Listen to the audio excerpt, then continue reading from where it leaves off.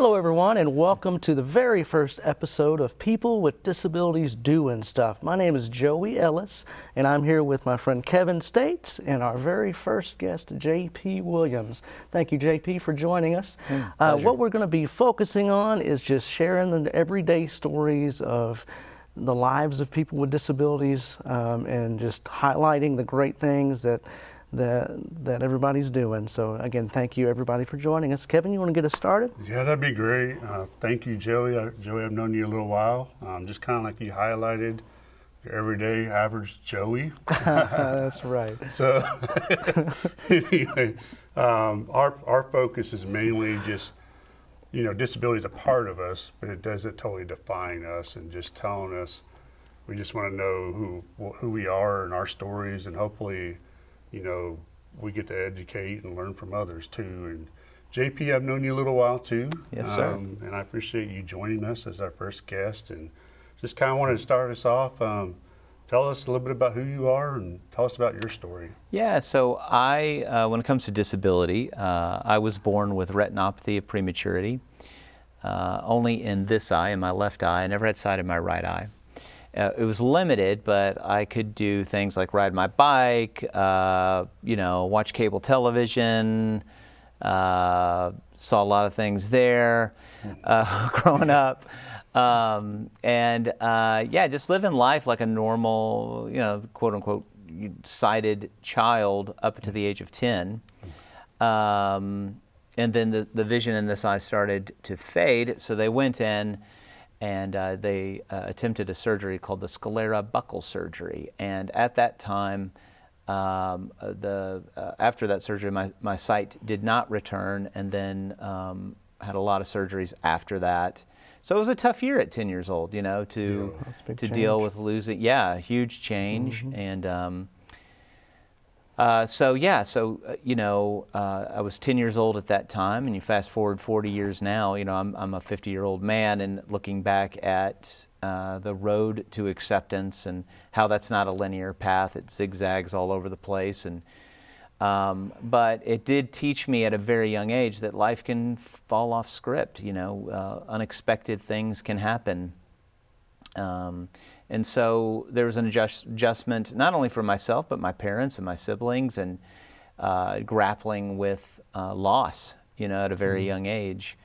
And then, how do you fit in to a sighted world, right? Mm-hmm. And so had to lean into things like Braille and cane travel and things of that nature. So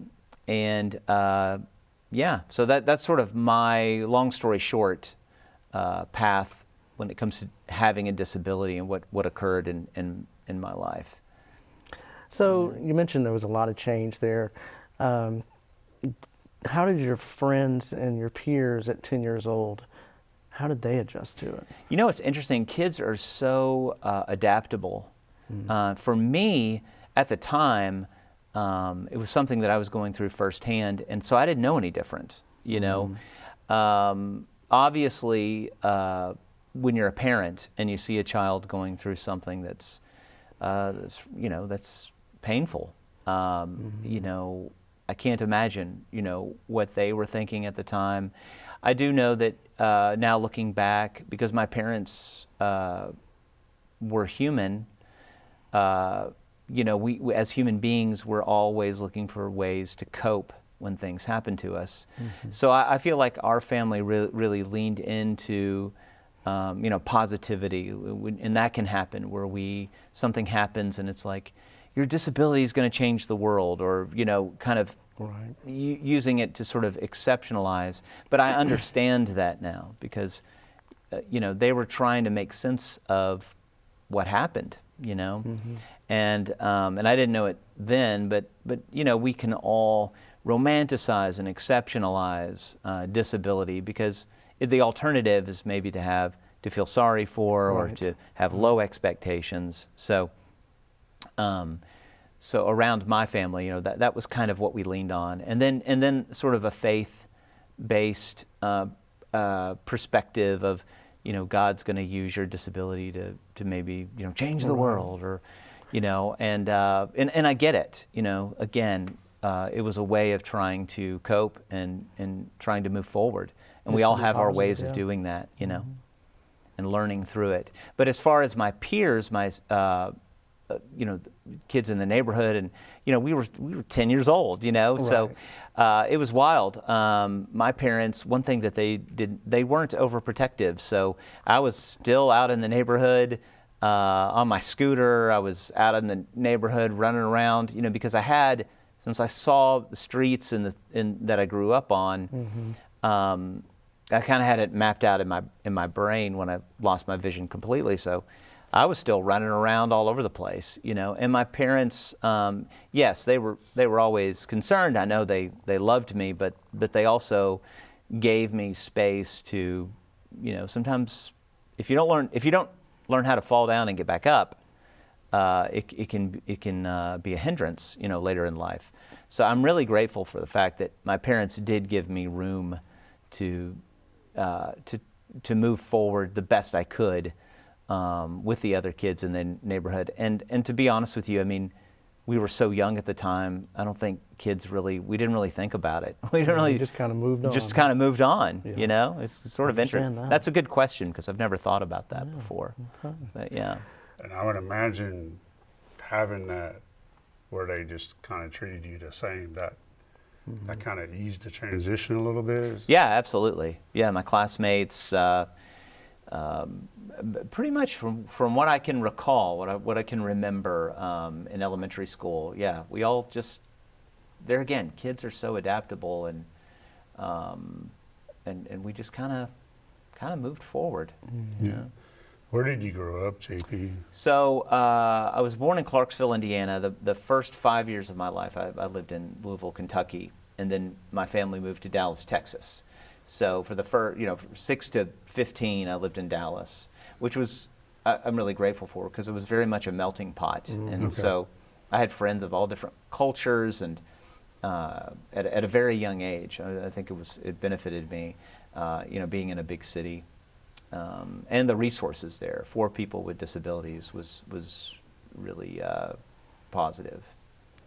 Yeah, this is a little off topic, but Yeah. Clarksville, Indiana, and Texas Roadhouse is based out of the headquarters, aren't they? Based out of Clarksville, Indiana, I think. I So- do not know. I do Yeah, not so- know. Yeah. Sorry, that was just a random thought. that popped I like it.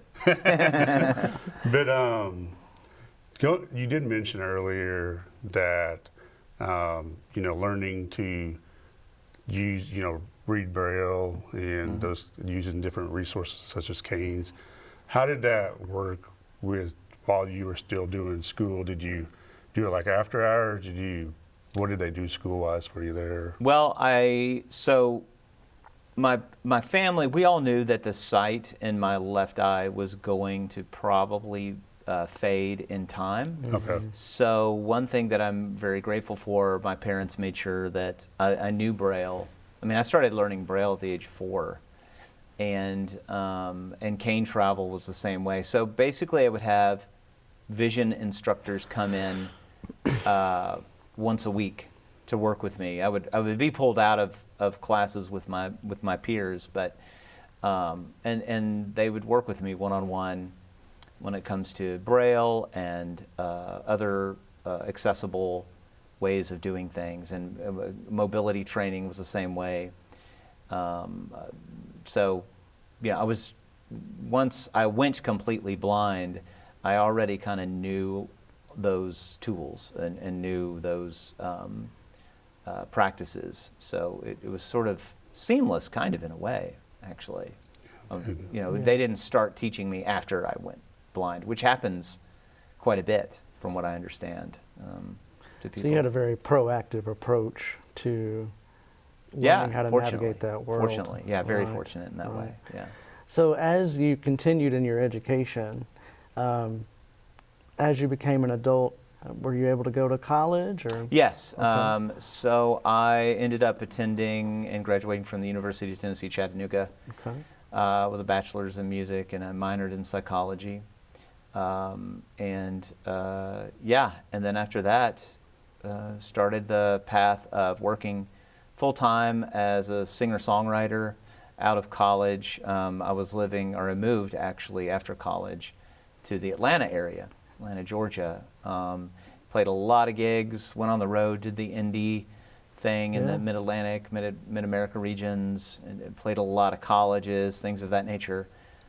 But I was actually more excited about the behind-the-scenes creativity of songwriting. So as I was on the road as an indie artist, I would make trips to Nashville, and see if I could, meet with a publisher or a songwriter and, do some co-writing. So eventually in 2006, I made the leap, and dove in and moved to Nashville. Very cool. Yeah. So what kind of accommodations did you access during your education and then also in your professional world of songwriting? Well, as far as college is concerned, Disability Student Services was really huge. They provided, people in my classes would get paid to read our assignments to me. So that was a benefit. Helpful, yeah.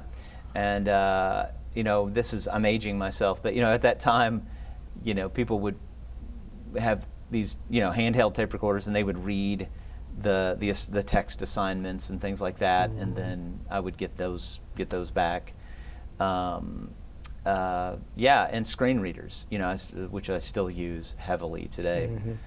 Very reliant on those, but the technology wasn't all that great back in the day. It's definitely changed. It's come a long way, yeah. So when I was in school, that was kind of my home base and where I was able to receive the information. How did you moved to Nashville? I think you said 2006. Is that correct? Yeah. And so that's 20 years of being in Nashville. That's awesome. How did you adjust? Because I know you're very independent. How did you, adjust moving to different cities like Atlanta to Nashville, or those kind of things? How do you adjust and those kind of things? Yeah, gosh, I always just moved different places and figured it out as I went along. When it comes to Nashville, I had a small group of people that I knew. It was very limited, but I did have kind of a network of people at the time that, when I was coming to town to write and do all those things, I could crash on someone's couch or whatnot. And then when I moved here in 2006, my whole thought was fear kind of kept me away for a long time, because it was just like Nashville is highly competitive. I mean, there's a talented person wherever you go. So, but I thought to myself, if I don't go and find out, that's going to be harder for me to navigate than actually going and getting my answer. Yeah. So that was the lesson there. And then, man, it's just one step at a time. Got a roommate. At the time, I found a roommate on Craigslist. I'm glad that individual ended up being a sane person. Yeah, that's good. That's great. But that could have ended very different. Yeah. And then I would just, we didn't have the nice iPhones with all the accessibility back at that time. So taking a lot of cabs, and luckily I was able to find an apartment near Music Row. So there were a couple of publishers that were giving me, some time and listening to things. And then in 2009, I got a publishing deal, and I was there for 7-8 years, and so I got to get paid to write songs on Music Row. Very cool. And that was kind of, now looking back, sort of a transitional period in the industry. From people were still kind of somewhat buying tangible product and downloading songs. So now it's all streaming, as you know. So the business model's way changed. But in 2018, I decided to make a pivot and try my hand at some different things. So I started working for a tech company, a large tech company, and now I'm currently working for a company called Lyra Health, which is a benefit that employers offer employees. And I'm on the team of the title at the company is mental health coach, and so I bridge the gap when people come in with mild to moderate scores, they work with myself or someone else on our team.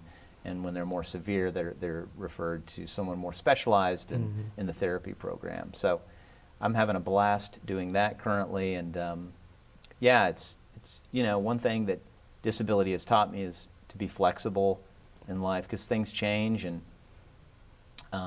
I've changed, and I hope I continue to change and grow. And but pivoting is an important skill for people to learn, I think, anyway. Absolutely. So Yeah. you're helping others, and was there something, and just knowing you personally, you're very observant and compassionate with others, so I would imagine you're great at that.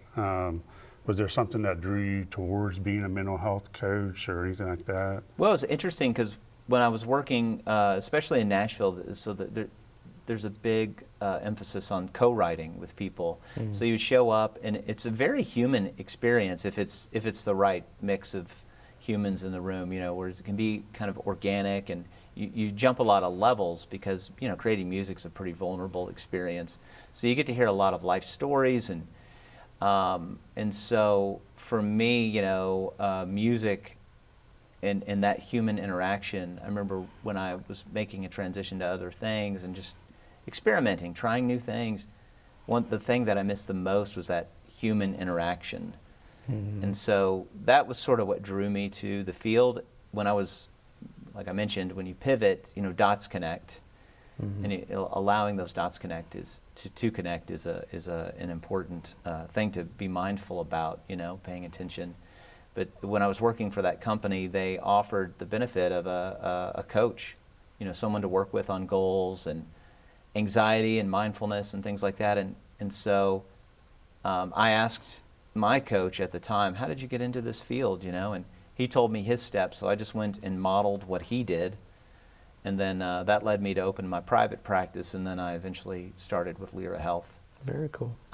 Yeah. So I think your question was, what drew me to it. I think it was just the human interaction, and also observing how technology is taking out the human element. When you think about artificial intelligence, and I'm definitely not here to vilify AI, but you can create a song in minutes now. It's crazy. Yeah. And then we have things around social media that make things more polarized and less authentic. And so I think trying to use, what was appealing to me was using modern technology virtually, to meet with people, because that's how I do it all around the country. I get to meet with people. And so it's using modern technology, but also it's very human. There's a lot of empathy, and there's a lot of interactions, and so I think kind of using best of both worlds, the technology and also the human element of things, made it appealing to me. Absolutely. Yeah. So talking before the show, you mentioned a lot about your wife, and you guys travel a lot, and it sounds like you're into a lot of things as far as hobbies. Can you elaborate a little bit? Yeah, well, I celebrated my 50th birthday, and so I wanted to do something special, so we booked a trip to Italy. So we got to go to Rome and to Florence. Very cool. And that was amazing, and I think travel is a big deal. The more we can kind of get out of our bubble and meet people that speak a different language and maybe think differently, that's kind of where I'm at these days. I want more and more of that. I'm kind of hungry for that. Absolutely. What was your favorite part? I'm sorry, go ahead. Sorry, go ahead. Oh, I think Rome was amazing. So we were able to use a company called C Able, so we hired them to build, an itinerary, and they provided a guide that is specialized in tactile experiences for people who are blind. And so we had a guide in Rome, and it was amazing to go to the Colosseum, the Pantheon, things of that nature, and she had the inside scoop, Yeah. And so to learn about the history, and it also makes U.S. history seem very, very new. We learn about something from 1st or 2nd century, or even the 1400s, or 1200, 1200, whatever, and you come back to the States, it's like, yes, this was built in 1801. It's like, okay, that wasn't that long ago. You know what I mean? Yeah. So it's still important, but it definitely broadens your perspective to the world. And anytime that I've traveled internationally, it's always been that way for me. JP, as we're talking, it sounds like you are one of those that you take risks and you try new things. What would you say to somebody else that maybe has a disability that maybe might be a little afraid to kind of step out there and take those risks? That's a good question. I think we can ruminate a lot on fears and things of that nature, and it's something that I work a lot with people on a pretty regular basis is, social anxiety exposures. Mm-hmm. So the more you can kind of go against that fear and get out there and do it anyway, eventually the fear is going to subside, because you're giving yourself evidence that you can do it. So you can sit around and think about doing things all day long, but until you get out on the road, so to speak, and try it, the fear is only going to get worse. Right. So if you can just kind of like an opposite action approach, book the trip, do the thing, and think of life as an experiment, and that's basically what life is. Life is one big experiment. I love that. You said, give yourself evidence that you can do it, right? Yeah, you can't do that unless you step out there. Unless in you your go and comfort do zone. it.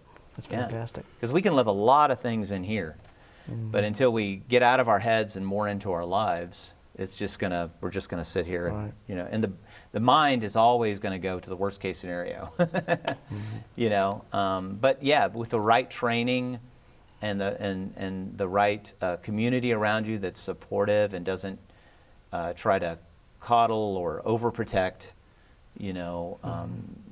yes, life you can be challenging, but you can make modifications Absolutely. that help you be successful and pursue whatever it is that you want to pursue. Thank you. One thing you mentioned earlier is the technology where, the resources weren't great back then.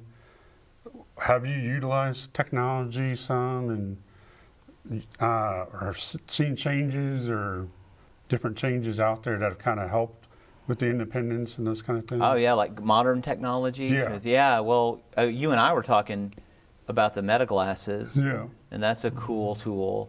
So you can, everything from like reading menus. So smart glasses, I'm really excited about the possibilities of smart glasses in AI. Really excited about that. Gosh, there's so many. The iPhone has been a game changer. Yeah, for sure. That has been a game changer. Like if you go to, say, a National Federation of the Blind convention, I've been to several back in the day, and man, when iPhone came out and was accessible, it opened up the world to so many people. Kind of brought blind people, the blind community, I believe, sort of out of kind of the dinosaur ages. It's like, it just, the right technology can just change lives. And so because of that, the screen reader technology now and AI, and it really has opened the door to at least go and try things. And I think other, like tech companies have been more open to hiring people, and because the tools are actually there, So I would say the iPhone, meta glasses, those two things right there have been a game changer. And then, I've got things like my Apple Watch here and things like that just have improved my life immensely. Yeah. Well, JP, this has been a fascinating conversation. And I want to thank everybody for tuning in to the very first episode of People with Disabilities Doing Stuff. Thank you, Kevin, for making all this happen. And JP, again, thank you for your time today. Yeah, my and pleasure. We appreciate everybody for tuning in, and we'll see you very soon.